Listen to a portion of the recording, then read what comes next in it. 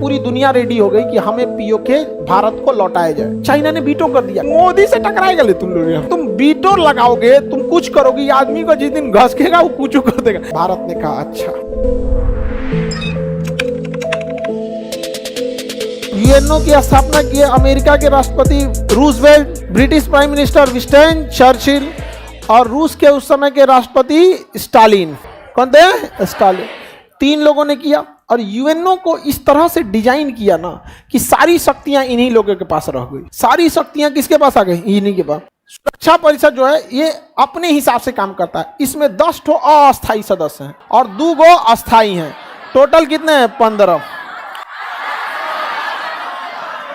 अस्थाई 5, अस्थाई 10। अस्थाई का कार्यकाल 2 साल होता है, फिर कोई दूसरा आ जाता है। इसका कार्यकाल अनंत होता है। जब तक यूएनओ रहेगा तब तक अस्थाई रहेंगे। अब इसका मेन समझिए क्या है। अस्थाई सदस्यों के पास किसी भी प्रस्ताव को रोकने की एक शक्ति है जिसे कहते हैं वीटो। मतलब यूएनओ अगर कुछ भी कहता है, उसमें से 193 टोटल सदस्य है ना, अगर 192 ने कह दिया कि पाकिस्तान को पीओके खाली करना होगा, लेकिन ये 5 गो अस्थाई सदस्य है ना, इस 5 में से कोई एक को कह दिया कि हम सहमत नहीं हैं, तो प्रस्ताव खत्म। यानी यूएनओ में 193 की वैल्यू नहीं है, इन 5 की वैल्यू है। किन की वैल्यू है? 5 की, जिसमें अमेरिका आता है। कौन आता है? America, Britain, France. America, Britain, France, रूस, चाइना। अमेरिका, ब्रिटेन, फ्रांस, रूस, चाइना। कितने देश? अमेरिका, ब्रिटेन, फ्रांस, रूस, चाइना।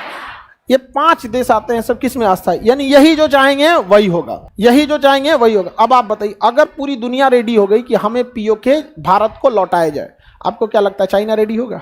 कभी नहीं होने वाला है। और उसको जाता क्या, बवाल थोड़ी करना, यूएनओ में लगा देना वीटो। अरे पीओके तो बहुत बड़ी चीज हो गई। एक आतंकवादी था पाकिस्तान का, भारत ने कहा कि इसे ग्लोबल टेररिस्ट घोषित कीजिए। जब ग्लोबल टेररिस्ट घोषित हो जाता है ना, तो पूरी दुनिया की पुलिस उसे पकड़ सकती है। Masood Azhar ICH-14 hijack plane किया था यहाँ पे, समझ में आगे कि नहीं आ गया? बहुत पहले था, वो सब पकड़ाया गया था यहाँ पे, समझ में आगे कि नहीं गया? उसका एक बहुत बड़ा आतंकवादी था जिसका प्लान रचा था, उसका नाम था अब्दुल मोमिन। क्या नाम था? अब्दुल मोमिन। एक हम क्लास में पढ़ा रहे थे तो हमने कह दिया कि जहाज को अब्दुल ने हाईजैक किया। हमने पूरा नाम नहीं लिया, अब्दुल मोमिन नहीं लिए, बल्कि केवल क्या बोल दिए? अब्दुल। अब कहा कि खान सर बदनाम कर रहे हैं। अरे भैया, ताज होटल में बम फोड़ने से किसी का नाम नहीं हो सकता। चाहे जिस धर्म का आदमी ऐसा काम करेगा वो बदनाम होगा। नहीं समझे यहाँ पे? अब उसका नाम ही था अब्दुल मोमिन, तो हम उसका नाम कौन सी रखें? राकेश कुमार थोड़े बोलेंगे उसको, क्या बोलेंगे? अब्दुल मोमिन। तो हमने बस उसका आधा नाम लिया था। क्या जी? अब्दुल। जबकि सुप्रीम कोर्ट ने उसको सजा सुधा दिया। पूरा नाम क्या था? अब्दुल मोमिन।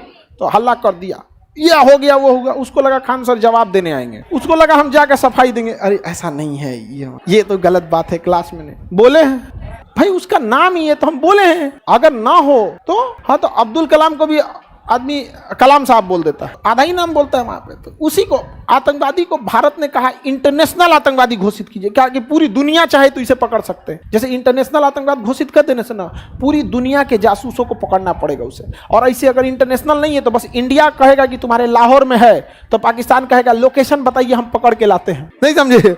इंटरनेशनल घोषित हो जाएगा तो नहीं बताएंगे लोकेशन, इंटरपोल को बताएंगे, इंटरनेशनल पुलिस पाकिस्तान में आएगी भेष बदल के, नॉर्मल वीजा लेके घूमने फिरने, आराम से ले आके दिखा देगी यहाँ पे। अब पुलिस ने पकड़ चल इसको यहाँ पे। चाइना ने वीटो कर दिया, कहा कि अभी हमको नहीं लगता है कि ये आतंकवादी इंटरनेशनल आतंकवादी के लायक है। क्या लगा दिया? वीटो। कहा कि ये छोटा आतंकवादी है। भारत ने कहा अच्छा। मोदी जी लाल किला पे चढ़े और कहें कि पाकिस्तान में जो हमारे बलूचिस्तान के भाई लोग हैं, उन पर पाकिस्तान जो अत्याचार कर रहा है, उस अत्याचार को बंद कीजिए। भारत उन बलूचिस्तान के भाइयों के साथ है। अब बलूचिस्तान वाला कहा अरे बाप रे बाप, मारा चीन का पावर प्रोजेक्ट उड़ा दिया यहाँ पे। कहा कोई चाइना की सड़क नहीं रहेगी, कोई पाकिस्तान की सेना, पाकिस्तान के हेडक्वार्टर पे कब्जा कर लिया। सब हेडक्वार्टर पे कब्जा कर लिया सर। बात करता ही मोदी से टकराएगा ले तुम लोग। आपने लाल किला पे भाषण देख लीजिएगा। मतलब उस समझ में नहीं, समझ में आएगी। तुम वीटो लगाओगे, तुम कुछ करोगे, ये आदमी को जिस दिन घसकेगा वो कुछ कर देगा। लाल किला पे चढ़ के बोल दिया, पाकिस्तान छाती पीटा। यार ये कैसे कोई प्रधानमंत्री कर सकता है यहाँ पर?